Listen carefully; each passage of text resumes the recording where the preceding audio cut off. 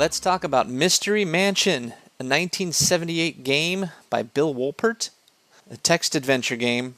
Mystery Mansion was something I'd never heard about until recently because it was only available on Mainframe or a mini computer. But now, through the magic of the internet, you can find the source files and play this magnificent text adventure mystery mashup. It's set, where else, but in a mysterious mansion on the top of a hill, and in the grounds outside. This was a game full of locations, magic, and mystery. When you first start the game, it randomly selects for you one out of 999 different mystery combos, a mixture of who did it, with what weapon, and where. It's your job each time to find out. There are many locations, both inside the house and outside on the grounds. The grounds themselves are really large, with some unsavory characters, gardens, high hedges, a deep well that you can climb into. There's wild animals and more. I find it interesting you have to visit as many locations as possible, not only for the points in the final total, but to discover the magic words that will be necessary later in the game.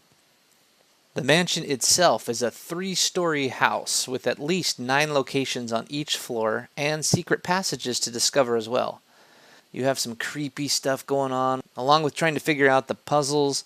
There's screams, ghosts, and special inhabitants, which make one uneasy.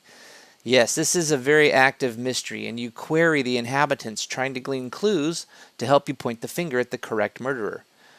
There's also a beautiful maid, which just might be one of the first video game sexual encounters ever. That is, if you can figure out just the right conditions. She's very particular. What is so fascinating about this game is that you'll have to play it again and again until you understand the locations and map out the complex layout, and then you'll have to also figure out how to solve the mysteries and get out alive. Each one of the game's 999 variations has the clues for weapon, location, and person to figure out, as well as 4 magic words which are also different in each variation. Finally, as if that wasn't enough, there is also the element of improving upon your score by seeing more, doing more, and finding better solutions.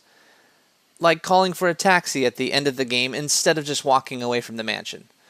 So much variety, so many variables, not at all an easy game, and even more challenging if you're trying to figure out how to get a high score. The maximum is supposedly 999 points. Eventually, I was able to score 979, but that took multiple playthroughs and optimized strategies. If this sounds quite baffling, I also took time to write a hint file where you can find in the links.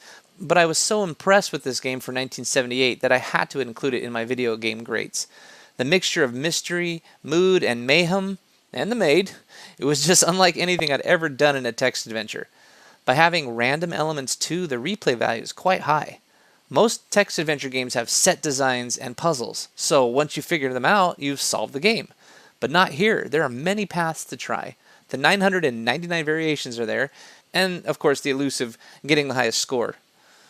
Did I mention there was a time limit? Yeah, and when it's dark the game is harder, as you need light in every location with only limited supplies of illuminating devices. But this really is one of the better attempts at making an interactive fiction game. The world feels very much alive and dynamic. Writing a walkthrough is hard for that very reason.